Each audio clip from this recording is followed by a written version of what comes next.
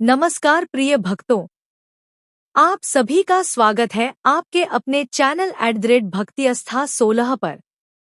आज हम लेकर आए हैं एक ऐसी पवित्र कथा जिसे सुनने मात्र से जीवन के दुख, कष्ट और परेशानियां दूर हो जाती हैं।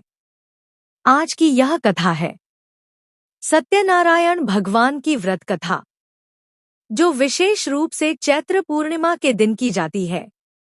दोस्तों, यह केवल एक कथा नहीं है, यह जीवन को बदल देने वाला एक दिव्य मार्ग है।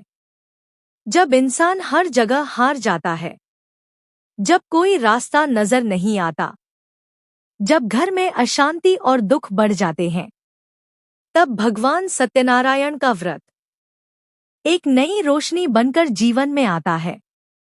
कहा जाता है, जो भी इस कथा को सच्चे मन से सुनता है, उसके जीवन में कभी अंधकार नहीं रहता।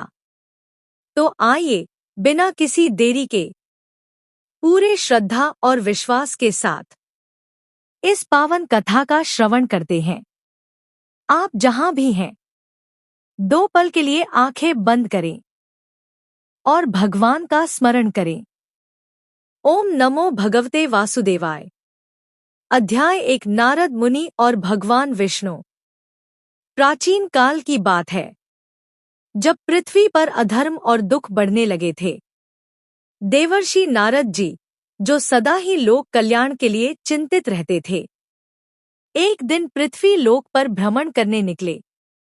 उन्होंने देखा, कहीं कोई भूखा है, कहीं कोई बीमार है, कहीं कोई अपने भाग्य को कोस रहा है।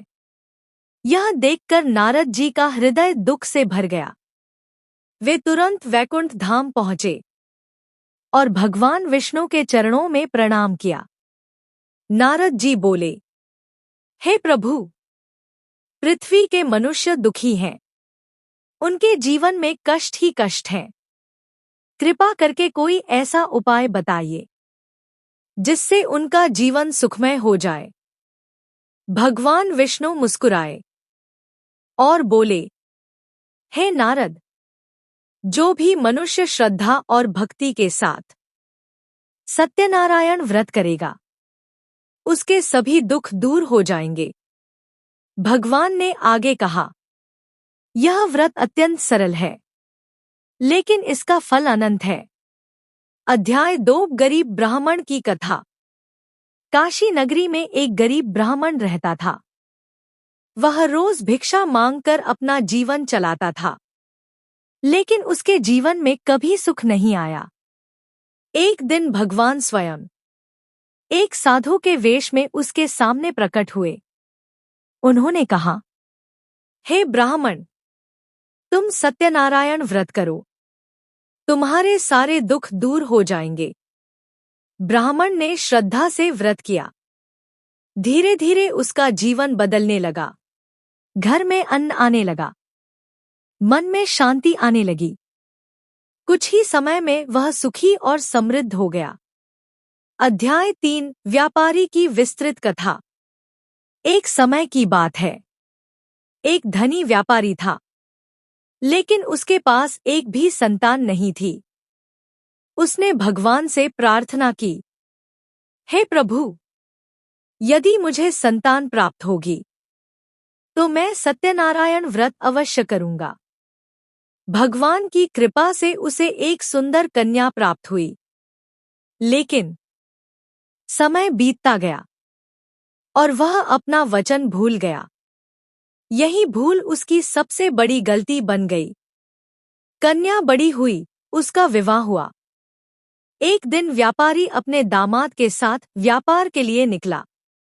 रास्ते में उन्हें चोरी के झूठे आरोप में राजा के सैनिकों ने पकड़ लिया और जेल में डाल दिया। उधर घर में पत्नी और बेटी दुख से टूट गई। तभी उन्हें भगवान का व्रत याद आया। उन्होंने पूरी श्रद्धा से व्रत किया और चमत्कार हुआ। राजा को स्वप्न आया और उसने व्यापारी को तुरंत मुक्त कर दिया। अध्याय 4। लकड़हारा। एक गरीब लकड़हारा रोज जंगल जाता था। एक दिन उसने देखा कुछ लोग पूजा कर रहे हैं। उसने पूछा, यह क्या हो रहा है? लोगों ने कहा, यह सत्यनारायण व्रत है, जिससे जीवन बदल जाता है। लकड़हारे ने भी व्रत किया और धीरे धीरे उसका जीवन सुधर गया। गरीबी दूर हो गई। अध्याय 5 प्रसाद का महत्व और अहंकार।